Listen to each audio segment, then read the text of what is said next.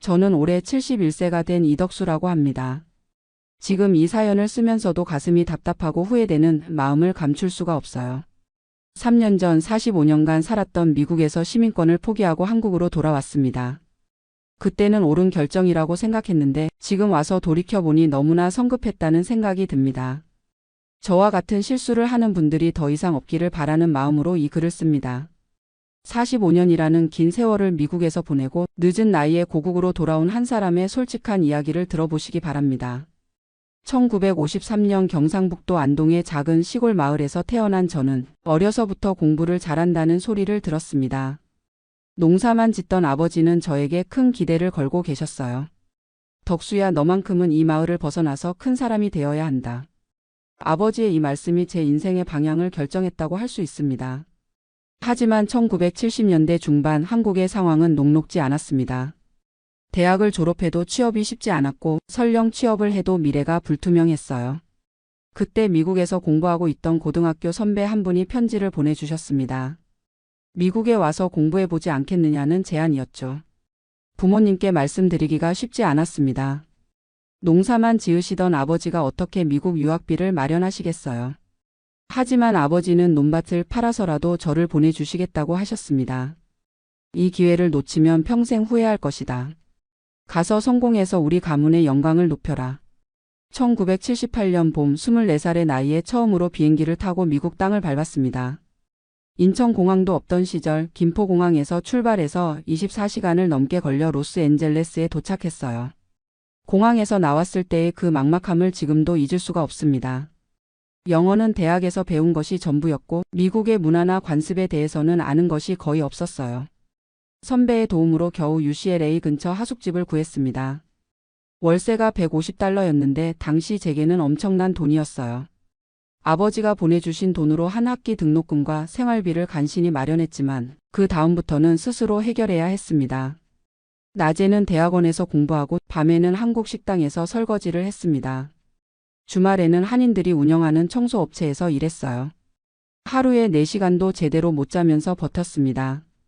그래도 꿈이 있었기 때문에 견딜 수 있었어요. 기계공학을 전공했는데 당시 미국에서는 엔지니어에 대한 수요가 많았습니다.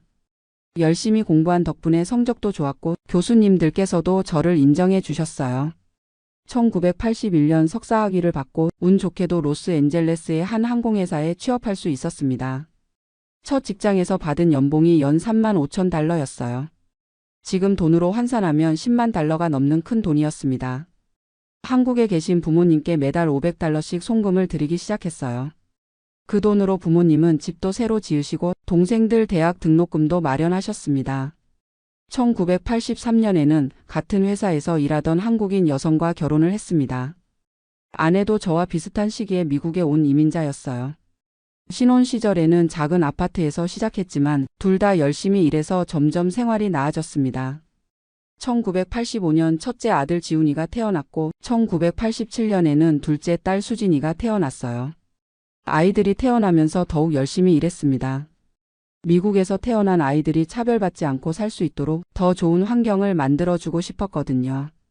1990년 드디어 영주권을 받았습니다. 그때의 기쁨을 말로 표현하기 어려워요. 이제 진짜 미국인이 될 수 있다는 희망이 생겼습니다. 아내와 함께 눈물을 흘리며 기뻐했던 기억이 납니다. 영주권을 받고 5년 후인 1995년 마침내 미국 시민권을 취득했습니다.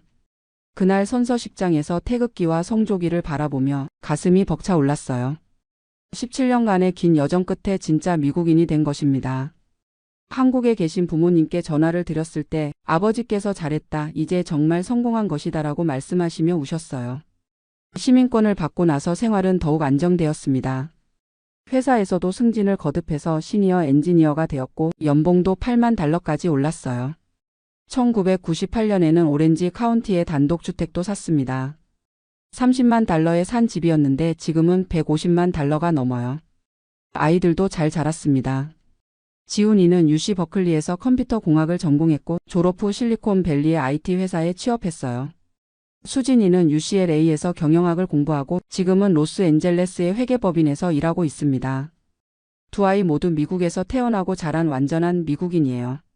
소셜 시큐리티도 차곡차곡 쌓여갔습니다. 35년간 성실하게 일하면서 세금을 냈으니 은퇴 후에는 월 2,400달러 정도의 연금을 받을 수 있을 것으로 예상했어요. 65세가 되면 메디케어도 받을 수 있고 노후에 대한 걱정은 별로 없었습니다. 그런데 60대에 들어서면서 문제가 생기기 시작했습니다. 2015년 62세가 되던 해에 당뇨병 진단을 받았어요. 처음에는 약물로 조절이 되었는데 점점 상태가 악화되었습니다. 인슐린 주사를 맞아야 하는 상황이 되었고 합병증도 생기기 시작했어요. 더 큰 문제는 아내였습니다. 아내가 2018년부터 기억력이 나빠지기 시작했어요. 처음에는 단순한 건망증이라고 생각했는데 병원에서 검사를 받아보니 알츠하이머 초기 증상이었습니다. 그때부터 아내를 돌봐야 하는 상황이 되었어요. 아이들은 각자 바쁜 생활을 하고 있었습니다. 지훈이는 결혼해서 샌프란시스코에 살고 있고 수진이도 남자친구와 함께 살면서 결혼 준비를 하고 있었어요. 주말에 가끔 들르기는 하지만 평소에는 저 혼자서 아내를 돌봐야 했습니다. 그러던 중 2019년에 회사에서 조기 퇴직 패키지를 제안했어요. 65세까지 5년이 더 남았지만 퇴직금과 함께 의료보험도 2년간 연장해 준다는 조건이었습니다. 아내를 돌봐야 하는 상황에서 더 이상 일을 계속하기 어려웠어요. 고민 끝에 조기 퇴직을 결정했습니다. 퇴직 후 집에서 아내를 돌보는 생활이 시작되었습니다. 처음에는 괜찮을 것이라고 생각했는데 아내의 상태가 급속히 악화되었어요. 밤에 잠을 안 자고 돌아다니거나 가스레인지를 켜놓고 잊어버리는 일이 자주 있었습니다. 24시간 내내 지켜봐야 하는 상황이 되었어요. 홀로 간병하는 스트레스가 극심했습니다. 제 당뇨도 악화되어서 합병증으로 신장 기능이 떨어지기 시작했어요. 이대로는 제가 먼저 쓰러질 것 같았습니다. 전문 요양시설에 아내를 맡기는 것을 고려해봤지만 한 달에 6,000달러가 넘는 비용이 들었어요. 그때 갑자기 한국이 그리워지기 시작했습니다. 한국에서는 의료비가 훨씬 저렴하다는 이야기를 들었고 간병인을 구하는 것도 미국보다 쉽다고 했어요. 무엇보다 고향에서 생을 마감하고 싶다는 생각이 들었습니다. 2020년 코로나가 시작되면서 상황은 더욱 악화되었습니다. 병원에 가는 것도 어려워졌고 아이들도 자주 오지 못했어요. 집에 혼자 있는 시간이 늘어나면서 우울감도 심해졌습니다. 이때부터 본격적으로 한국행을 고려하기 시작했어요. 인터넷에서 정보를 찾아보니 한국으로 돌아가려면 미국 시민권을 포기해야 한다고 생각했습니다. 그래야 한국의 건강보험 혜택을 받을 수 있다고 알고 있었거든요. 지금 생각해보면 잘못된 정보였는데 당시에는 그게 맞다고 믿었어요. 집을 팔면 150만 달러 정도의 돈이 생길 것이고 그 돈을 한국으로 가져가면 충분히 살 수 있을 것이라고 계산했습니다. 소셜 시큐리티도 포기해야 하지만 한국에서 더 저렴한 비용으로 치료받을 수 있다면 그게 낫다고 생각했어요. 2021년 초 아내의 상태가 더욱 악화되면서 결심을 굳혔습니다. 아이들에게 한국행 계획을 이야기했을 때 처음에는 모두 반대했어요. 아버지, 왜 갑자기 그런 생각을 하세요? 여기서 치료받으시면 되잖아요. 하지만 제 마음은 이미 정해져 있었습니다. 45년 동안 미국에서 열심히 살았지만 이제는 고향에서 여생을 보내고 싶다. 너희들은 여기서 잘 살고 나는 한국에서 어머니를 돌보며 살겠다. 집을 매물로 내놓자 금세 매수자가 나타났습니다. 코로나 때문에 집값이 많이 올라서 180만 달러에 팔렸어요. 원래 예상보다 30만 달러나 더 받았습니다. 이 돈이면 한국에서 충분히 잘 살 수 있을 것이라고 확신했어요. 미국 시민권 포기 절차는 생각보다 복잡했습니다. 주한 미국 대사관에 예약을 잡고 여러 번 면담을 거쳐야 했어요. 포기 수수료만 2,350달러나 들었습니다. 담당관이 정말 포기하시겠습니까? 한 번 포기하면 되돌릴 수 없습니다. 라고 여러 번 확인했지만 저는 확신에 차 있었어요. 2021년 8월 드디어 시민권 포기가 승인되었습니다. 45년간 간직했던 미국 여권을 반납하는 순간 가슴이 복잡했어요. 한편으로는 홀가분하면서도 다른 한편으로는 뭔가 큰 것을 잃는 것 같은 느낌이었습니다. 아내와 함께 한국으로 오는 비행기에서 창밖으로 보이는 태평양을 바라보며 생각했습니다. 이제 새로운 인생이 시작되는 거야. 고향에서 편안하게 살 수 있을 거야. 인천공항에 도착했을 때의 감격을 잊을 수 없어요. 43년 만에 밟는 고국의 땅이었습니다. 입국 심사대에서 한국 여권을 내밀며 돌아왔구나라는 생각에 눈물이 났어요.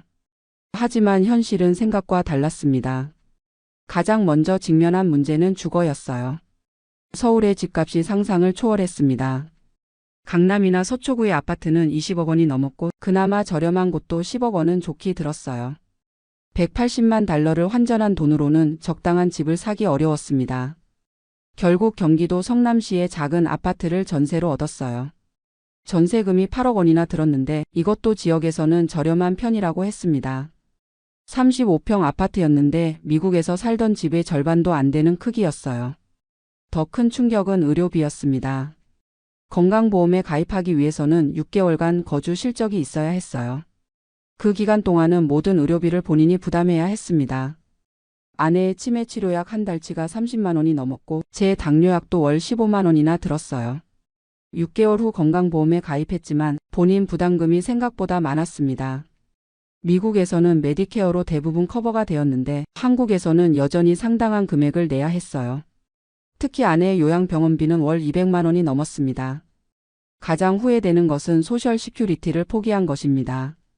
미국 시민권을 포기하면서 소셜연금도 함께 날아갔어요. 월 2,400달러 하나로 300만 원 정도의 연금을 포기한 것입니다.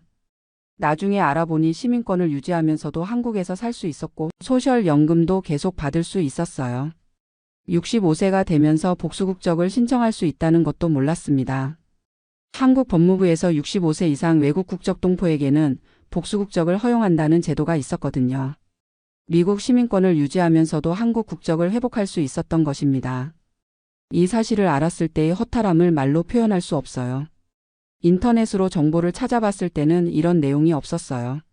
아니면 제가 제대로 찾지 못했을 수도 있습니다. 어쨌든 성급하게 결정한 것이 평생의 후회가 되었어요. 생활비도 만만치 않았습니다. 한국이 물가가 저렴하다고 생각했는데 실제로는 미국과 비슷하거나 오히려 더 비싼 것들이 많았어요. 특히 과일이나 육류는 미국보다 훨씬 비쌌습니다. 외식비도 만만치 않았고 교통비, 통신비 등 모든 것이 예상보다 많이 들었어요. 아내의 상태는 계속 악화되었습니다.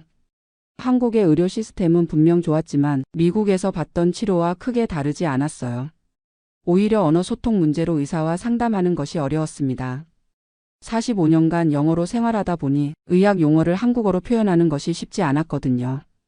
1년 정도 지나면서 한국 생활에 어느 정도 적응은 했지만 근본적인 외로움은 해결되지 않았습니다. 45년 전에 알던 친구들과는 이미 연락이 끊어진 지 오래였고 새로운 친구를 사귀기에는 나이가 너무 많았어요. 아내는 점점 저를 알아보지 못했고 자녀들은 멀리 미국에 있었습니다. 미국에 있는 아이들과는 화상통화로 안부를 묻지만 시차 때문에 대화하기도 쉽지 않아요. 손자, 손녀들이 자라는 모습을 직접 보지 못하는 것도 서운합니다. 지훈이에게 둘째 아이가 태어났다는 소식을 들었을 때 직접 안아보지 못하는 것이 너무 아쉬웠어요. 경제적으로도 점점 부담이 커졌습니다. 전세금 8억 원은 묶여있고 월 생활비가 400만 원 가까이 들어요. 아내 요양병원비, 제 병원비, 생활비를 합치면 그 정도가 나옵니다. 집을 판 돈에서 전세금을 빼고 남은 돈으로는 10년 정도밖에 버틸 수 없어요. 작년에 아내가 세상을 떠났습니다. 5년간의 투병 끝에 조용히 눈을 감았어요. 장례식에 미국에서 아이들이 왔지만 코로나 때문에 2주간 격리를 해야 해서 힘들었습니다. 아내를 떠나보내고 나니 더욱 혼자라는 생각이 들었어요. 지금 저는 71세가 되어 혼자 살고 있습니다. 건강은 예전보다 많이 나빠졌어요. 당뇨 합병증으로 신장 기능이 떨어져서 주 3회 투석을 받고 있습니다. 이동하기도 힘들어서 집 근처 병원에서 치료받고 있어요. 가끔 그때 시민권을 포기하지 않았다면 어땠을까라는 생각을 합니다. 미국에서 메디케어 혜택을 받으며 치료받고 소셜연금 300만 원씩 받으면서 살았다면 어땠을까요? 아이들과 손자, 손녀들과 함께 지낼 수 있었을 텐데요. 물론 한국에 온 것이 모두 잘못된 것은 아닙니다. 고향에서 생을 마감할 수 있다는 것은 큰 위안이에요. 한국어로 대화할 수 있고 한국 음식을 먹을 수 있는 것도 좋습니다. 병원에서도 한국말로 소통할 수 있어서 편해요. 하지만 너무 성급하게 결정한 것은 분명 실수였습니다. 시민권을 포기하기 전에 더 자세히 알아봤어야 했어요. 복수국적 제도나 소셜연금 수령 가능성에 대해서도 충분히 조사했어야 했습니다. 인터넷 정보만 믿고 결정한 것이 큰 실수였어요. 지금이라도 아이들에게 미국으로 돌아가자고 할 수도 있지만 투석을 받고 있는 상황에서 장거리 여행은 위험합니다. 게다가 시민권이 없는 상태에서 미국에 가려면 비자를 받아야 하는데 건강 상태로는 쉽지 않을 것 같아요. 제가 이 사연을 쓰는 이유는 저와 같은 실수를 하는 분들이 없기를 바라기 때문입니다. 특히 65세 이상 되신 분들은 복수국적 제도를 꼭 알아보시기 바라요. 미국 시민권을 유지하면서도 한국에서 살 수 있는 방법이 있습니다. 소셜 시큐리티도 마찬가지예요. 미국 시민권자는 해외에서도 연금을 받을 수 있습니다. 물론 세금은 내야 하지만 아예 포기하는 것보다는 훨씬 낫죠. 한 달에 300만 원씩 받는다면 생활이 얼마나 여유로웠을까요? 건강보험도 6개월만 거주하면 가입할 수 있어요. 시민권을 포기할 필요가 전혀 없었던 것입니다. 정확한 정보 없이 성급하게 결정한 제가 한심스럽기만 해요. 지금 미국에서 은퇴를 앞두고 계신 분들께 당부 말씀드리고 싶습니다. 한국행을 고려하신다면 충분히 알아보시고 결정하세요. 전문가의 상담을 받아보시고 모든 선택지를 검토해 보신 후에 결정하시기 바랍니다. 특히 건강이 좋지 않으신 분들은 더욱 신중해야 해요. 미국의 의료 시스템에 익숙해진 상태에서 갑자기 환경을 바꾸는 것은 위험할 수 있습니다. 저처럼 투석을 받게 되면 정기적으로 병원에 가야 하는데 새로운 환경에서 적응하기가 쉽지 않아요. 가족 관계도 중요한 고려사항입니다. 자녀들이 모두 미국에 정착해 있다면 혼자 한국에 와서 외롭게 사는 것보다는 가족 가까이에서 사는 것이 나을 수도 있어요. 특히 배우자를 잃고 혼자가 된 상황에서는 더욱 그렇습니다. 경제적 계산도 정확히 해보셔야 해요. 한국의 물가가 미국보다 저렴하다고 단순히 생각하시면 안 됩니다. 주거비, 의료비, 생활비를 종합적으로 계산해 보시고 소셜연금이나 메디케어 혜택과 비교해 보셔야 해요. 저처럼 나중에 후회하지 마시고요. 언어 문제도 무시할 수 없습니다. 45년간 영어로 생활하다 보니 한국어 실력이 많이 떨어져 있었어요. 의료진과 상담할 때나 관공서 업무를 볼 때 어려움이 많았습니다. 은행이나 보험 관련 업무도 복잡한 용어들 때문에 헷갈리는 경우가 많아요. 디지털 환경의 변화도 적응하기 어려웠습니다. 한국은 모든 것이 인터넷과 스마트폰으로 처리되는데 제가 미국에서 쓰던 방식과는 많이 달랐어요. 병원 예약부터 시작해서 각종 민원 업무까지 모든 것을 온라인으로 해야 하는데 쉽지 않았습니다. 사회적 관계 형성도 어려웠어요. 45년 전 친구들과는 이미 연락이 끊어진 지 오래고 새로운 사람들과 친해지기에는 나이가 너무 많았습니다. 미국에서는 교회나 커뮤니티 센터에서 활동하며 친구들과 어울렸는데 한국에 와서는 그런 활동을 할 엄두가 나지 않았어요. 문화적 차이도 생각보다 컸습니다. 45년 동안 미국 문화에 익숙해져 있던 저에게 한국의 위계질서나 예의 범절은 때로 답답하게 느껴졌어요. 병원에서도 의사 선생님께 질문하기가 어려웠고 궁금한 것이 있어도 눈치가 보여서 제대로 묻지 못하는 경우가 많았습니다. 교통 시스템도 적응하기 어려웠어요. 미국에서는 차로만 이동했는데 한국에서는 지하철이나 버스를 이용해야 하는 경우가 많았습니다. 특히 투석을 받으러 병원에 갈 때는 대중교통 이용이 힘들어서 택시를 자주 이용하게 되었는데 비용 부담이 컸어요. 음식 문화의 변화도 예상보다 컸습니다. 한국 음식이 그리웠다고 했지만 실제로는 45년간 미국 음식에 익숙해져 있었어요. 짠 음식이나 매운 음식을 잘 못 먹게 되었고 당뇨 때문에 식이 조절을 해야 하는데 한국 음식으로는 쉽지 않았습니다. 계절 변화에 적응하는 것도 어려웠어요. 캘리포니아에서는 1년 내내 따뜻했는데 한국의 추운 겨울은 몸에 힘들었습니다. 특히 투석을 받으면서 면역력이 떨어진 상태에서는 감기에 자주 걸렸어요. 그래도 긍정적인 면도 있었습니다. 한국의 의료진들은 정말 친절하고 실력도 좋았어요. 투석실 간호사분들이 저를 잘 돌봐주셔서 고맙습니다. 미국에서는 의료비 때문에 스트레스가 많았는데 건강보험 덕분에 부담이 많이 줄었어요. 한국어로 소통할 수 있다는 것도 큰 장점이었습니다. 비록 45년 만에 쓰는 한국어라 서툴지만 모국어로 대화할 수 있다는 것은 마음의 위안이 되었어요. 특히 병원에서 증상을 설명할 때는 한국어가 훨씬 편했습니다. 한국 음식을 쉽게 구할 수 있는 것도 좋았어요. 미국에서는 한국 식재료를 구하려면 멀리 있는 한인마트에 가야 했는데 한국에서는 집 앞 마트에서도 쉽게 살 수 있었습니다.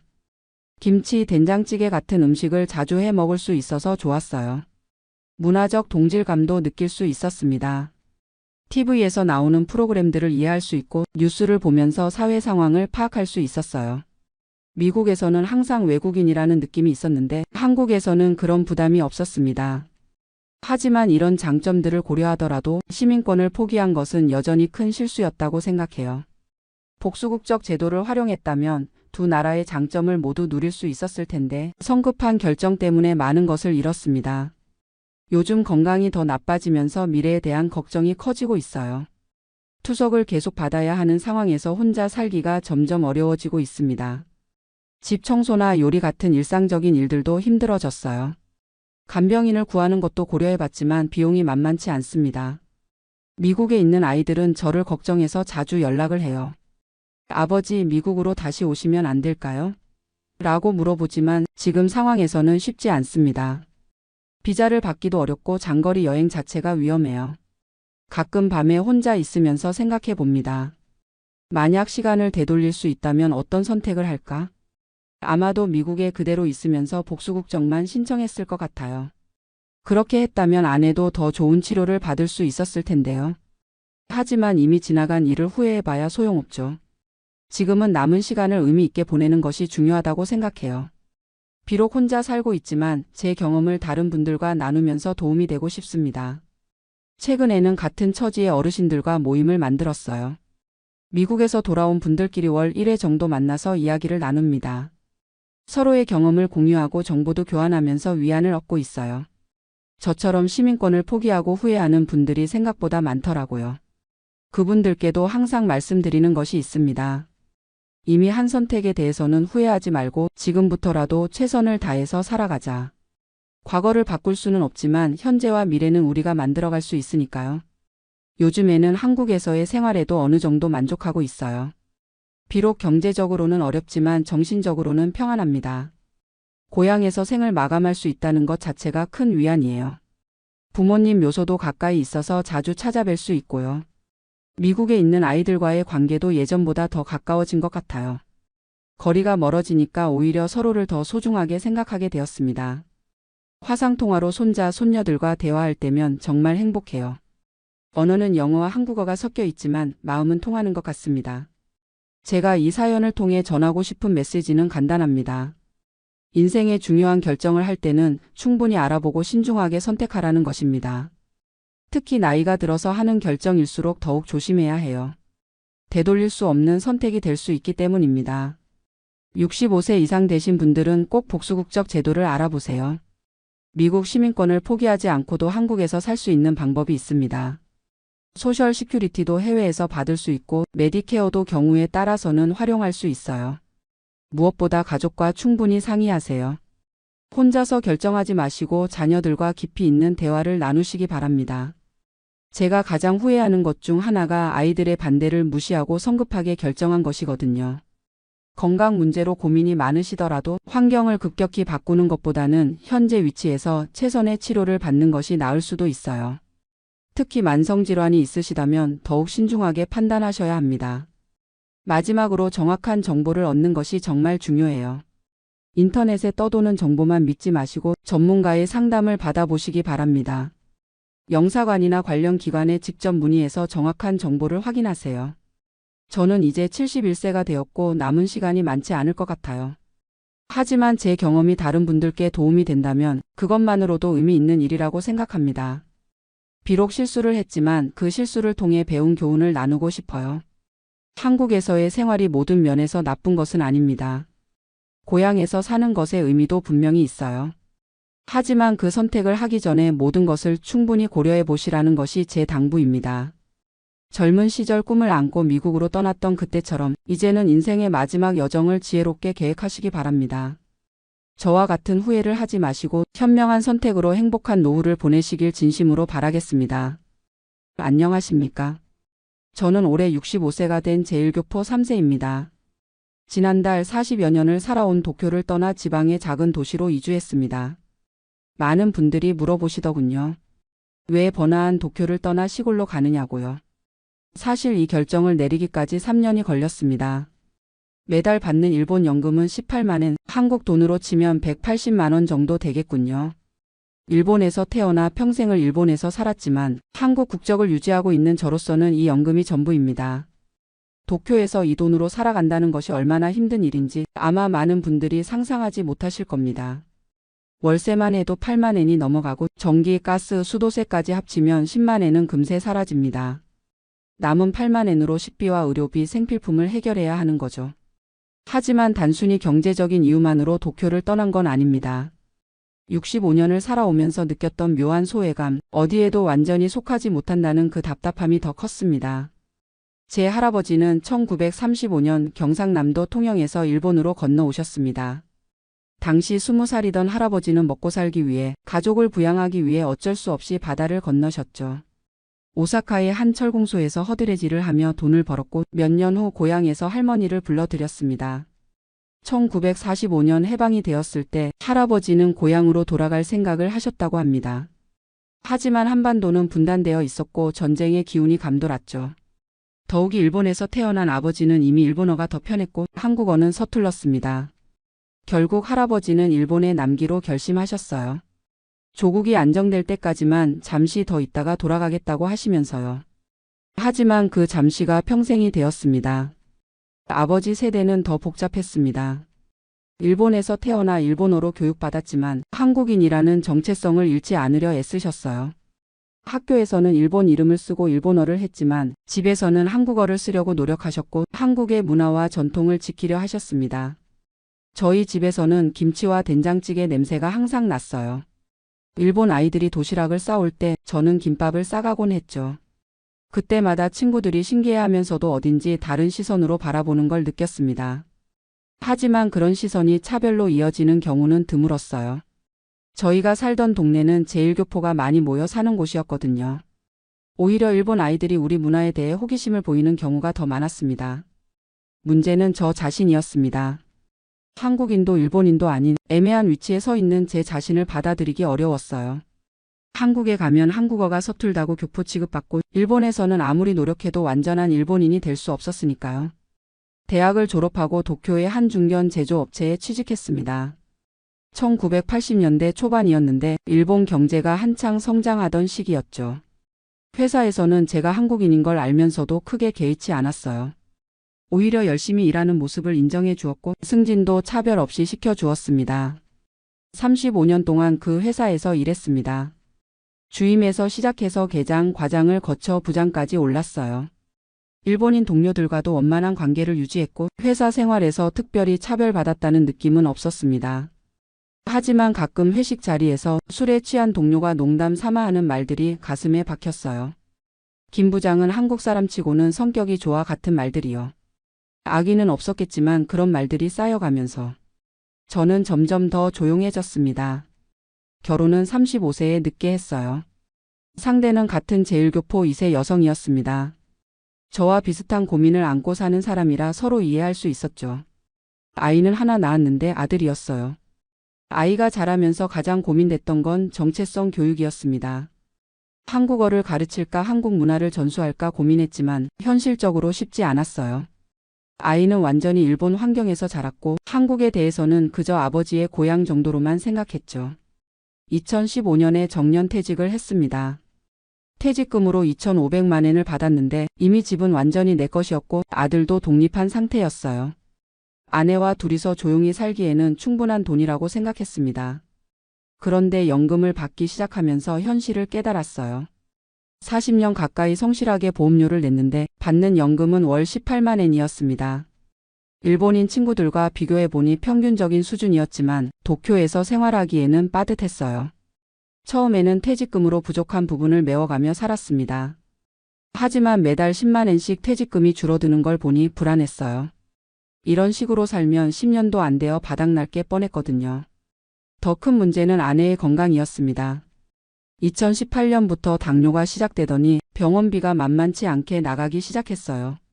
일본의 의료보험이 잘 되어 있다고 하지만 그래도 매달 3만 엔 정도는 의료비로 나갔습니다. 아내는 제게 미안해했어요. 자신 때문에 경제적 부담이 늘었다면서 병원 가는 것도 미루려고 했죠. 그런 아내를 보니 가슴이 아팠습니다. 2019년 여름 우연히 텔레비전에서 지방 생활을 다룬 프로그램을 봤어요. 도쿄에서 1시간 거리에 있는 작은 도시였는데 생활비가 도쿄의 절반 수준이더군요. 특히 주거비가 놀라울 정도로 저렴했어요. 그때부터 본격적으로 이주를 고민하기 시작했습니다. 아내와 상의해보니 아내도 비슷한 생각을 하고 있었어요. 도쿄의 복잡하고 빠른 생활이 나이가 들어서는 부담스럽다고 하더군요. 하지만 쉽게 결정할 수는 없었어요. 40여 년을 살아온 도쿄를 떠난다는 것, 친숙한 동네와 이웃들을 떠난다는 것이 쉽지 않았거든요. 무엇보다 아들이 걱정이었어요. 아들에게 이주 계획을 털어놓자 반대했습니다. 도쿄에 있어야 병원도 좋고 생활도 편하다면서 굳이 불편한 시골로 갈 필요가 있냐고 하더군요. 아들로서는 부모를 걱정하는 마음이었겠지만 저희가 처한 현실을 완전히 이해하지는 못하는 것 같았어요. 2020년 코로나가 시작되면서 상황이 더 어려워졌습니다. 외출도 자유롭지 못했고 아내의 병원 치료도 제약이 많았어요. 무엇보다 도쿄의 높은 인구 밀도가 부담스럽게 느껴졌습니다. 그해 가을 드디어 용기를 내서 지방 도시들을 둘러보기 시작했어요. 사이타마, 치바, 이바라키 등 도쿄 근교의 여러 도시를 다녀봤습니다. 그 중에서 사이타마의 한 소도시가 마음에 들었어요. 인구 10만 명 정도의 조용한 도시였는데 도쿄까지 전철로 1시간 반 정도 걸렸어요. 집값은 도쿄의 3분의 1 수준이었고 생활 물가도 상당히 저렴했습니다. 무엇보다 그 도시에는 제1교포 커뮤니티가 있었어요. 규모는 작았지만 따뜻한 분위기였고 나이 비슷한 분들이 많았습니다. 처음으로 내가 여기 속할 수 있겠다는 생각이 들었어요. 2021년 봄 본격적으로 이주 준비를 시작했습니다. 도쿄의 집을 팔고 그 돈으로 지방에 작은 집을 사는 계획이었어요. 도쿄 집값이 많이 올라서 3천만 엔에 팔 수 있었고 지방에서는 1천만 엔이면 괜찮은 집을 살 수 있었습니다. 차액 2천만 엔은 노후 자금으로 저축해두면 연금과 함께 여유롭게 살 수 있을 것 같았어요. 게다가 지방에서는 월 생활비가 12만 엔 정도면 충분했거든요. 도쿄에서 20만 엔 들던 게 12만 엔이면 되니까 훨씬 여유로워졌죠. 하지만 이주하기 전까지도 마음 한구석에는 불안이 있었어요. 과연 내가 그 낯선 곳에 적응할 수 있을까? 도쿄를 떠나는 게 정말 옳은 선택일까 하는 의구심이었죠. 특히 제1교포로서의 정체성 문제가 더 복잡해질 것 같았어요. 도쿄에서는 워낙 다양한 사람들이 모여 살다 보니 한국인이라는 게 크게 눈에 띄지 않았거든요. 하지만 작은 지방 도시에서는 어떨까 하는 걱정이 있었습니다. 그런 고민을 하던 중에 아내가 말했어요. 우리가 지금까지 어디에도 완전히 속하지 못하고 살았는데 그럼 이제라도 우리가 편한 곳에서 살면 안 될까요? 아내의 말이 가슴에 와 닿았습니다. 맞아요. 지금까지 남의 시선을 너무 의식하며 살았던 것 같아요. 한국인으로서 일본인으로서 어떻게 보일까만 생각하고 정작 내가 행복한지는 생각해 보지 못했던 거죠. 2022년 여름 드디어 이주를 했습니다. 도쿄의 친구들은 아쉬워했지만 제 결정을 존중해 주었어요. 아들도 마지막에는 아버지 행복이 제일 중요하다며 이해해 주었습니다. 새로운 도시에서의 생활은 생각보다 좋았어요. 우선 경제적 부담이 확실히 줄었습니다. 연금 18만 엔만으로도 충분히 생활할 수 있었고 오히려 매달 조금씩 저축할 수 있게 되었어요. 의료비도 줄었습니다. 지방의 병원들이 도쿄만큼 첨단은 아니지만 기본적인 치료는 충분했고 의사 선생님들이 더 친절하게 진료해 주셨어요. 무엇보다 마음이 편해졌습니다. 복잡한 도쿄에서는 항상 무언가에 쫓기는 느낌이었는데 이곳에서는 여유롭게 하루하루를 보낼 수 있어요. 제1교포 커뮤니티 분들과도 금세 친해졌습니다. 나이 비슷한 분들이 많아서 공통 관심사도 많았고 서로의 고민을 이해할 수 있었어요. 한 달에 한 번씩 모여서 한국 음식을 해 먹으며 이야기를 나누는데 그런 시간들이 참 소중합니다. 가끔은 한국에 대한 이야기도 해요. 저처럼 한 번도 한국에 가보지 못한 분들도 있고 몇 번 다녀오신 분들도 있어요. 각자의 경험을 나누다 보면 공감되는 부분이 많아요. 우리는 모두 어디에 속해야 할지 모르는 사람들이었지만 이제는 서로가 서로의 고향이 되어주는 것 같아요. 혈연도 지연도 아닌 그냥 같은 아픔을 나눈 사람들의 연대 같은 거죠. 요즘은 작은 텃밭을 가꾸고 있습니다. 배추와 물을 키워서 김치를 담그고 고추도 키워서 고춧가루를 만들어요. 할아버지가 그리워하셨을 고향의 맛을 이곳에서 만들어가고 있는 거죠. 아내의 건강도 많이 좋아졌어요. 스트레스가 줄어서인지 당뇨 수치도 안정되었고 매일 산책을 하면서 체력도 늘었습니다. 도쿄에서는 상상할 수 없었던 여유로운 생활이에요. 아들이 가끔 찾아와요. 처음에는 시골이라고 지루해했는데 이제는 여기 공기 좋고 조용한 걸 좋아해요. 아버지가 여기 오시길 잘했다고 말해주기도 합니다. 돌이켜보면 도쿄를 떠난 이유는 단순히 경제적인 것만은 아니었어요. 물론 생활비 부담이 컸던 것도 사실이지만 더 큰 이유는 진정한 나 자신을 찾고 싶었던 것 같아요. 제1교포 3세로 태어나서 65년을 살아오면서 저는 항상 남의 기준에 맞춰 살려고 노력했어요. 한국인이라면 이래야 한다. 일본에 사는 사람이라면 저래야 한다. 그런 틀에 끼워 맞추려고 했었죠. 하지만 이제는 그냥 김모 씨로 살고 싶어요. 한국인도 일본인도 아닌 그냥 저 자신으로요. 나이가 들어서야 깨달은 것이지만 정체성이라는 건 남이 정해주는 게 아니라 스스로 만들어가는 거더군요. 이곳에서 만난 제1교포 분들을 보면 각자 나름대로의 방식으로 자신만의 정체성을 만들어가고 계세요. 어떤 분은 한국 문화를 열심히 공부하시고 어떤 분은 일본 사회에 완전히 동화되어 사시고 또 어떤 분은 저처럼 그 중간 어디쯤에서 편안함을 찾으셨어요. 정답은 없는 것 같아요. 중요한 건 자신이 편안하고 행복한 길을 찾는 것이겠죠. 요즘 저의 하루는 이렇습니다. 아침 일찍 일어나서 텃밭에 물을 주고 아내와 함께 산책을 해요. 오후에는 책을 읽거나 텔레비전을 보고 저녁에는 동네 제1교포 모임에 나가기도 합니다. 단순하지만 만족스러운 하루하루예요. 도쿄에서는 항상 무언가를 해야 한다는 압박감이 있었는데 이곳에서는 그냥 있는 그대로의 시간을 즐길 수 있어요. 연금 18만 엔으로도 충분히 행복할 수 있다는 걸 알았습니다. 돈이 많으면 좋겠지만 적어도 기본적인 생활은 가능하고 무엇보다 마음의 평화를 얻었어요. 젊었을 때는 성공하고 인정받는 것이 중요하다고 생각했어요. 회사에서 승진하고 좋은 집에 살고 아들을 좋은 대학에 보내는 것이 인생의 목표였죠. 하지만 이제는 달라요. 성공보다는 평화가, 인정받는 것보다는 자기 자신에게 솔직한 것이 더 중요하다고 생각해요. 가끔 도쿄의 옛 직장 동료들이 연락을 해요. 시골에서 심심하지 않냐고 물어보는데 저는 심심할 틈이 없다고 대답해요. 실제로 그래요. 매일이 새롭고 즐거워요. 작은 일상의 변화들이 모두 소중하고 아내와 함께하는 시간이 더 깊어진 것 같아요. 한 가지 후회되는 건 왜 진작 이런 결정을 하지 못했을까 하는 거예요. 50대에 이주했다면 더 오랫동안 이런 생활을 즐길 수 있었을 텐데요. 하지만 때늦은 감은 있어도 지금이라도 이런 선택을 할 수 있어서 다행입니다. 앞으로 계획이요? 특별한 계획은 없어요. 그냥 아내와 건강하게 살다가 이 마을에서 조용히 생을 마감하고 싶어요. 할아버지처럼 고향으로 돌아가지 못했지만 이곳이 제게는 마지막 고향이 될 것 같아요. 마지막으로 혹시 저와 비슷한 고민을 하고 계신 분들께 드리고 싶은 말씀이 있어요. 나이가 들어서도 새로운 시작은 가능합니다. 경제적인 어려움이 있더라도 정체성의 혼란이 있더라도 자신만의 편안한 자리를 찾을 수 있어요. 중요한 건 남의 시선이 아니라 자신의 행복입니다. 저는 65세에 새로운 인생을 시작했고 지금이 인생에서 가장 평화로운 시간을 보내고 있어요. 연금 18만 엔으로도 충분히 행복할 수 있습니다. 도쿄를 떠난다는 건 쉽지 않은 결정이었지만 지금 생각해보면 제 인생 최고의 선택이었어요. 안녕하세요. 저는 올해 67세가 된 김진수라고 합니다. 오늘 여러분께 제가 최근에 겪은 일을 말씀드리려고 해요.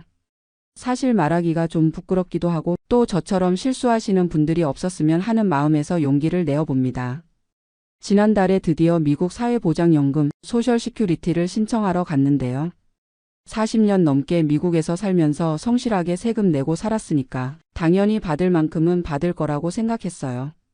그런데 막상 가보니 제가 생각했던 것과는 완전히 달랐습니다. 1980년에 제가 27살 때 미국에 왔어요. 그때만 해도 미국이 희망의 땅이라고 생각했죠. 열심히 일하면 아메리칸 드림을 이룰 수 있다고 믿었고요. 처음에는 건설 현장에서 막노동부터 시작했습니다. 영어도 제대로 못하고 기술도 없었지만 정말 열심히 일했어요.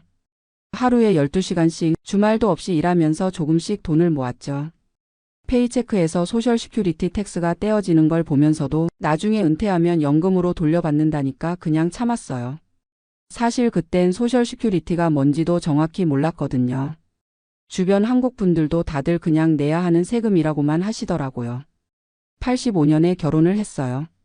아내도 저와 비슷한 처지였죠. 둘 다 영어가 서툴고 변변한 기술도 없었지만 서로 의지하면서 살아왔습니다. 아내는 주로 세탁소나 식당에서 일했고요. 저는 건설 현장에서 경력을 쌓아가면서 조금씩 자리를 잡아갔어요. 90년대 들어서면서 좀 안정이 되기 시작했습니다. 건설회사에서 정식 직원으로 일하게 되었고 건강보험도 들고 401k도 시작했어요. 그때부터 소셜 시큐리티에 대해서도 좀 더 관심을 갖기 시작했죠. 매년 받는 소셜 시큐리티 스테이트먼트를 보면서 언젠가는 저도 연금을 받는구나 하는 생각을 했어요. 2000년대에는 아예 작은 건설회사를 차렸습니다. 직원 서너 명 두고 하는 작은 회사였지만 그래도 제 사업이니까 뿌듯했어요. 물론 사업자로서 소셜 시큐리티 텍스를 더 많이 내야 했지만 그만큼 나중에 더 많이 받을 거라고 생각했죠. 자영업자는 회사원의 2배를 낸다고 하더라고요. 아내와 저는 정말 열심히 살았어요. 아이들 키우느라, 집 마련하느라 정신없이 지나온 40년이었죠. 그러면서도 꾸준히 소셜 시큐리티 텍스는 빠짐없이 냈어요. 가끔 경기가 안 좋을 때도 있었지만 세금만큼은 절대 밀리지 않으려고 했거든요. 드디어 올해 67세가 되었어요. 풀 리타이어먼트 에이지라고 하죠. 이제 소셜 시큐리티를 만액으로 받을 수 있는 나이가 된 거예요. 주변 분들도 얼른 신청하라고 하시더라고요. 늦으면 손해라면서요. 처음에는 온라인으로 신청하려고 했어요. 인터넷에 들어가서 아카운트를 만들어야 한다고 하더라고요. 그런데 이게 생각보다 복잡하더라고요. 아이디 만들고 패스워드 설정하고 본인 확인하고 중간에 몇 번이나 막혔어요. 영어도 그렇고 컴퓨터도 익숙하지 않아서 정말 힘들었어요. 아들한테 도움을 청하려고 했는데 아들도 바쁘다고 하고 결국 며칠 씨름하다가 포기했습니다. 그래서 전화를 걸어봤어요. 소셜 시큐리티 오피스에 전화번호가 있더라고요. 1에서 800에서 772에서 1213이었나? 전화를 걸었는데 자동응답기가 나와요. 영어로 이것저것 물어보는데 무슨 말인지 반도 못 알아듣겠더라고요. 한국어 서비스도 있다고 해서 눌러봤는데 한국어로는 간단한 안내만 나오고 결국 영어로 연결되더라고요. 그것도 한참 기다려야 하고요. 한 번은 30분 넘게 기다렸는데 끊어져 버리더라고요. 결국 직접 가기로 했어요. 집에서 가까운 소셜 시큐리티 오피스가 있었거든요. 인터넷으로 찾아보니까 예약을 하라고 하는데 또 온라인으로 해야 한다더라고요. 그냥 가서 기다리면 되겠지 하는 생각으로 무작정 갔습니다. 오피스에 도착했는데 생각보다 사람이 많더라고요. 입구에서 보안 검색도 받고 번호표도 뽑아야 하고 마치 병원 같은 느낌이었어요. 번호표를 뽑는 기계도 터치스크린인데 어떻게 해야 할지 몰라서 한참 헤맸어요. 옆에 있던 젊은 직원이 도와주긴 했는데 영어로 빨리빨리 설명하니까 잘 못 알아듣겠더라고요. 그냥 아무 번호나 뽑아서 앉아 있었는데 1시간 넘게 기다려도 제 번호가 안 나오더라고요. 알고 보니까 잘못된 번호를 뽑았더라고요. 다시 번호를 뽑고 또 기다렸어요. 주변을 보니까 저처럼 나이 든 분들이 많았는데 다들 뭔가 서류를 들고 와서 정리하고 계시더라고요. 저는 그냥 아이디만 들고 왔는데 뭔가 준비가 부족한 것 같아서 불안해지기 시작했어요. 드디어 제 번호가 불렸어요. 창구로 가니까 젊은 여직원이 앉아 있더라고요. 친절하긴 했는데 말이 너무 빨라요. 제가 소셜 시큐리티를 신청하러 왔다고 하니까 서류들을 달라고 하더라고요. 소셜 시큐리티 카드, 드라이버 라이선스, 출생증명서, 세금 보고서. 이것저것 많이 달라고 하는데 저는 드라이버 라이선스밖에 안 가져왔어요. 소셜 시큐리티 카드는 어디 둔지 기억도 안 나고 출생증명서는 한국 것도 있어야 하는지 모르겠고 직원이 어쩔 수 없으니 일단 신청서부터 작성해 보라고 하더라고요. 그런데 이 신청서가 진짜 복잡해요. 몇 페이지에 걸쳐서 이것저것 다 써야 하는데 영어로 된 질문들이 무슨 뜻인지 모르겠는 게 많았어요. 특히 직업 히스토리를 쓰는 부분이 제일 어려웠어요. 40년 동안 이직도 많이 하고 사업도 했다가 접었다가 했는데 언제부터 언제까지 어디서 일했는지 정확히 기억이 안 나더라고요. 회사 이름도 정확히 모르는 곳들이 있고요. 그리고 아내 정보도 써야 하는데 아내가 언제부터 일을 시작했는지 얼마나 벌었는지 이런 것들도 정확히 몰라서 당황했어요. 집에서 미리 정리해 올 걸 그랬나 하는 생각이 들더라고요. 1시간 넘게 씨름해서 겨우 신청서를 작성했어요. 그런데 직원이 보더니 뭔가 부족하다고 하더라고요. 서류들을 다 가져와야 처리할 수 있다면서 다음에 다시 오라고 하는 거예요. 그래서 집에 가서 서류들을 찾기 시작했어요. 소셜 시큐리티 카드는 결혼할 때 받은 상자에서 찾았고 세금 보고서는 어디 있는지 몰라서 회계사한테 연락했어요. 출생증명서는 한국에서 가져온 게 있긴 한데 영어로 번역된 게 필요하다고 하더라고요. 일주일 후에 다시 갔어요. 이번엔 서류를 다 챙겨서 갔죠. 그런데 또 다른 문제가 생겼어요. 제 이름이 서류마다 조금씩 다르더라고요. 한국 출생증명서에는 한국 이름으로 되어 있고 소셜 시큐리티 카드에는 영어 이름으로 되어 있고 직원이 설명하는데 이름이 일치하지 않으면 별도의 서류가 더 필요하다고 하더라고요. 네임 챙그래미 서류라든지 코트 오더라든지 듣기만 해도 복잡하더라고요. 그리고 제일 충격적이었던 건 제가 받을 수 있는 연금액을 계산해 주는데 생각보다 훨씬 적더라고요. 40년 넘게 열심히 일했는데 한 달에 $1,800 정도밖에 안 된다는 거예요. 저는 최소한 $2,500는 될 줄 알았거든요. 주변에서 들은 얘기로는 그 정도는 받는다고 했는데 알고 보니까 제가 초창기에 건설 현장에서 일할 때 캐시로 받은 돈들이 많아서 텍스 리포트가 제대로 안 된 게 많았더라고요. 특히 자영업을 할 때도 소득을 좀 적게 신고한 적이 있었거든요. 그때는 세금을 적게 내려고 그랬는데 그게 나중에 연금액에 영향을 미칠 줄은 몰랐어요. 소셜 시큐리티는 지난 35년 동안의 수입을 평균 내서 계산한다고 하더라고요. 그리고 아내 연금 문제도 복잡하더라고요. 아내는 제가 받는 금액의 50%를 받을 수 있다고 하는데 그건 아내가 자기 연금을 안 받을 때 얘기라고 하더라고요. 아내도 일을 많이 했으니까 자기 연금이 있을 텐데 둘 중에 높은 걸 선택해야 한다는 거예요. 그런데 아내 연금액을 계산해 보니까 그것도 생각보다 적어요. 아내는 주로 파트타임으로 일했고 캐시페이를 받은 적도 많아서 소셜 시큐리티에 제대로 리포트된 게 별로 없더라고요. 결국 아내는 자기 연금 대신에 제 연금의 50%를 받는 게 나을 것 같다고 하더라고요. 그러면 저 $1,800에 아내가 $900 해서 한 달에 $2,700 정도 받게 되는 거죠. 그런데 여기서 또 문제가 생겼어요. 소셜 시큐리티에 세금을 내야 할 수도 있다는 거예요. 저희가 다른 수입이 있으면 소셜 시큐리티 인컴의 85%까지 텍서블 하다고 하더라고요. 저희는 401k도 있고 작은 렌탈 프로퍼티도 있어서 그런 수입들 때문에 세금을 내야 할 것 같다고 하더라고요. 그러면 실제로 손에 들어오는 돈은 더 적어질 수도 있다는 거예요. 이런 얘기들을 들으니까 정말 막막하더라고요. 40년 넘게 성실하게 살았는데 노후가 이렇게 불안할 줄은 몰랐어요. 사실 저희는 소셜 시큐리티가 노후의 주요 수입원이 될 거라고 생각했거든요. 직원이 말하기를 소셜 시큐리티는 원래 리타이어먼트 인컴의 일부분일 뿐이라고 하더라고요. 나머지는 개인 연금이나 저축으로 준비해야 한다면서요. 그런데 저희는 그런 거 준비할 여유가 별로 없었어요. 자녀들 교육시키고 집 마련하고 그러다 보니 개인 리타이어먼트 어카운트에 넣을 돈이 그리 많지 않았거든요. 401k도 회사에서 매치해 주는 것만 넣었지 맥서멈으로 넣지는 못했어요. 그리고 또 충격적이었던 건 매더케어 얘기였어요. 65세부터 자동으로 매더케어에 가입된다고 생각했는데 파트 B는 별도로 신청해야 하고 프리미엄도 내야 한다고 하더라고요. 한 달에 $170 정도 나간다면서요. 그것도 모르고 있었다가 뒤늦게 신청하면 페널티가 있다고 하더라고요. 다행히 아직 늦지는 않았지만 이런 것들을 미리 알고 준비했어야 했는데 하는 후회가 들더라고요.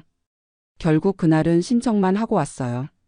처리하는데 몇 주 걸린다고 하면서 첫 번째 체크는 신청한 달의 다음 달부터 나온다고 하더라고요. 그리고 백페이는 신청 시점부터 계산한다면서 늦게 신청해도 손해보는 건 없다고 하더라고요.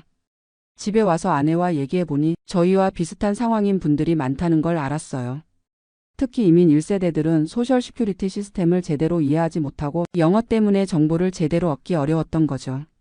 그리고 초창기에 캐시로 일한 것들, 소득을 적게 신고한 것들이 나중에 이렇게 영향을 미칠 줄 몰랐던 거예요.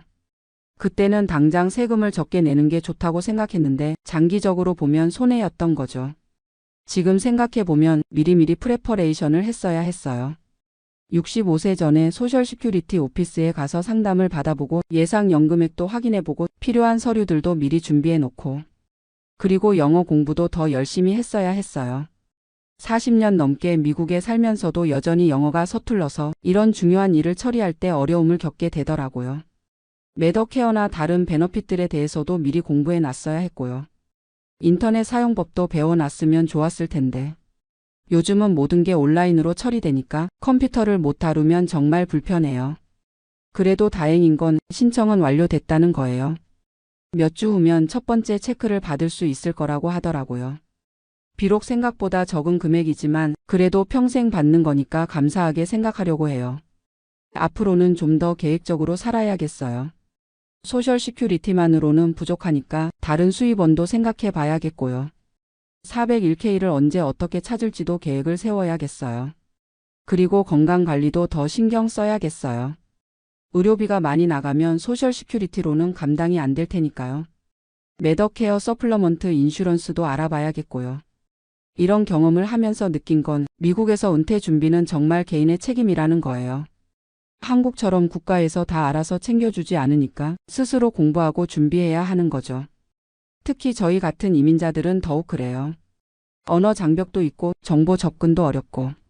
그래서 미리미리 준비하는 게 중요한 것 같아요. 지금 이 얘기를 듣고 계시는 분들 중에 아직 은퇴가 멀다고 생각하시는 분들도 계실 텐데요. 절대 그렇게 생각하지 마시고 지금부터라도 차근차근 준비하시기 바라요. 소셜 시큐리티 웹사이트에 가셔서 본인 계정도 만들어 보시고 예상 연금액도 확인해 보시고요. 401k나 IRA 같은 개인 리타이어먼트 어카운트도 최대한 활용하시고 그리고 영어 공부도 꾸준히 하세요. 나이가 들어서 갑자기 하려고 하면 정말 어려워요. 컴퓨터 사용법도 미리 배워 두시고요. 메더케어에 대해서도 미리 공부해 두시는 게 좋아요. 65세가 되기 전에 미리 신청 절차를 알아두시고 어떤 플랜이 본인에게 맞는지도 알아보시고요. 마지막으로 혼자서 다 하려고 하지 마시고 필요하면 전문가의 도움을 받으세요. 변호사나 재정 플래너 또는 소셜 시큐리티에 대해 잘 아는 분들한테 상담을 받아보시는 것도 좋아요. 저는 이제 와서 후회해봤자 소용없으니까 현실을 받아들이고 남은 인생을 잘 살아보려고 해요. 비록 넉넉하지는 않겠지만 건강하게 오래 살면서 자녀들한테 부담 주지 않도록 노력할 거예요. 그리고 제 경험이 다른 분들한테는 도움이 되었으면 좋겠어요.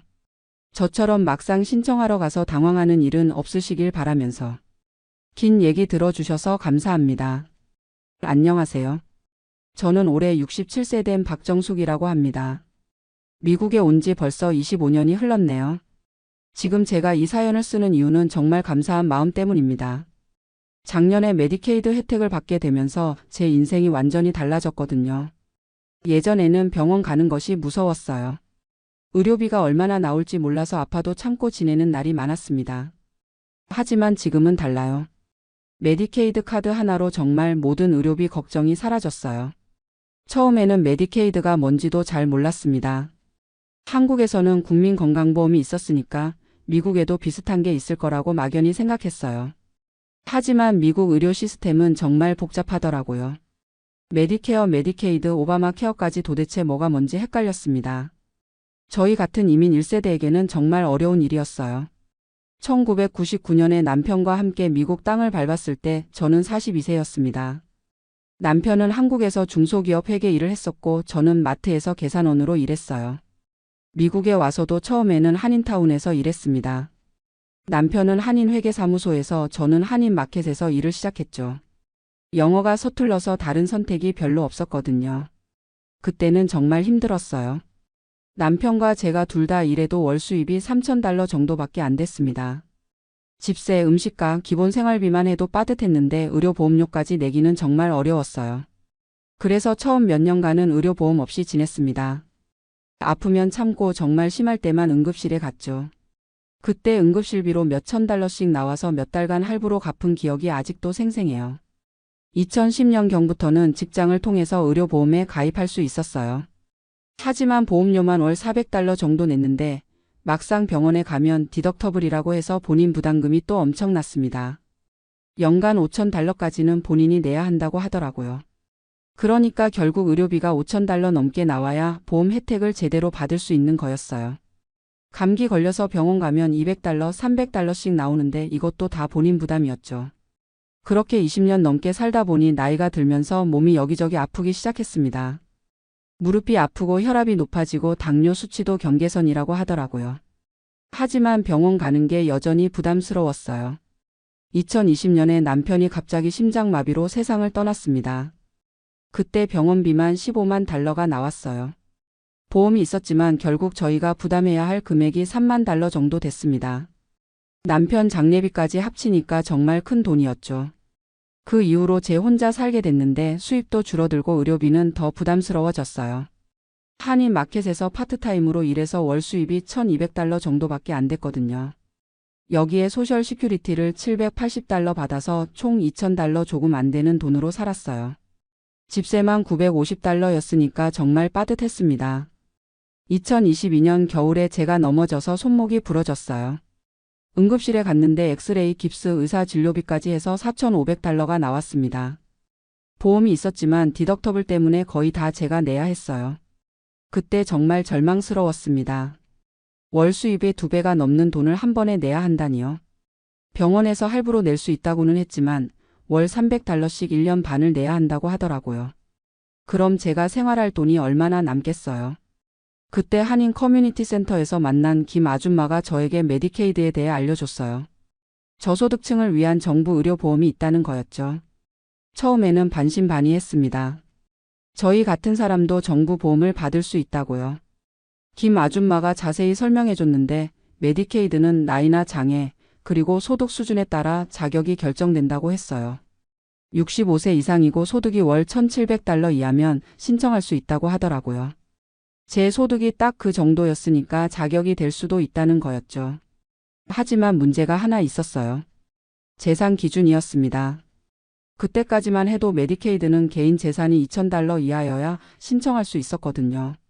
저는 남편 생명보험금으로 받은 돈 $15만 은행에 있었어요.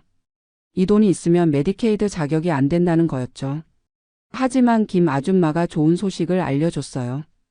2024년부터 캘리포니아에서는 65세 이상 메디케이드 신청자의 재산 제한이 없어진다는 거였어요. 정말 믿기 어려웠습니다. 그동안 돈이 있어서 정부 보험을 못 받는다고 생각했는데 이제는 소득만 맞으면 된다는 거였거든요. 2024년 1월에 바로 신청했습니다. 하지만 신청 과정이 쉽지는 않았어요.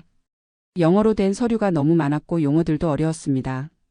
다행히 한인 서비스 센터에서 도움을 받을 수 있었어요. 소셜워커분이 한국어로 설명도 해주시고 서류 작성도 도와주셨거든요. 소득증명서, 은행잔고 증명서, 거주지 증명서 등 정말 많은 서류가 필요했어요. 그리고 카운티 오피스에서 인터뷰도 해야 했습니다. 인터뷰에서는 제 소득 상황, 의료비 부담, 가족 상황 등을 자세히 물어봤어요. 다행히 통역사를 요청할 수 있어서 한국어로 인터뷰를 받았습니다. 한 달 정도 지난 후에 승인 통지서가 왔어요. 그 편지를 받았을 때의 기분을 어떻게 표현해야 할까요? 정말 하늘이 무너지는 것 같던 의료비 걱정이 한순간에 사라지는 느낌이었어요. 메디케이드 카드를 받고 처음으로 병원에 갔을 때가 지금도 기억에 생생해요. 접수 데스크에서 메디케이드 카드를 내밀었더니 직원이 환하게 웃으면서 코페이 없어요 라고 하더라고요. 코페이가 없다는 게 본인 부담금이 없다는 뜻이었어요. 진료비, 검사비, 처방약값까지 모든 게 무료였습니다. 그동안 아껴왔던 건강검진도 받을 수 있었어요. 유방암 검사, 대장 내시경, 심장 검사까지 필요한 모든 검사를 받았는데 한 푼도 내지 않았어요. 예전 같았으면 이런 검사들만 몇천 달러는 나왔을 텐데 말이죠. 처방약도 마찬가지예요. 혈압약, 당뇨약, 관절염약까지 한 달에 5에서 6가지 약을 먹는데 모두 무료입니다. 예전에는 약값만 월 $200 넘게 나왔거든요. 지금은 그 돈을 다른 생활비로 쓸 수 있어요. 그리고 메디케이드의 가장 큰 장점은 예방의료에 집중할 수 있다는 거예요. 예전에는 아파야 병원에 갔다면 지금은 아프기 전에 미리 관리할 수 있어요. 정기검진도 받고 영양상담도 받고 물리치료도 필요하면 언제든지 받을 수 있거든요. 덕분에 건강 상태가 많이 좋아졌어요. 혈압도 잘 조절되고 있고 무릎 통증도 물리치료 받으면서 많이 나아졌습니다. 메디케이드 덕분에 제 삶의 질이 정말 많이 향상됐어요. 의료비 걱정 없이 필요할 때마다 병원에 갈 수 있다는 게 이렇게 큰 안정감을 주는 줄 몰랐어요. 지금은 한 달에 한 번씩 정기검진을 받고 처방약도 꼬박꼬박 먹고 있습니다. 예전에는 약값이 아까워서 증상이 좀 나아지면 약을 끊곤 했는데 지금은 의사 말대로 꾸준히 복용할 수 있어요. 그래서인지 전반적인 건강 상태가 훨씬 좋아졌습니다.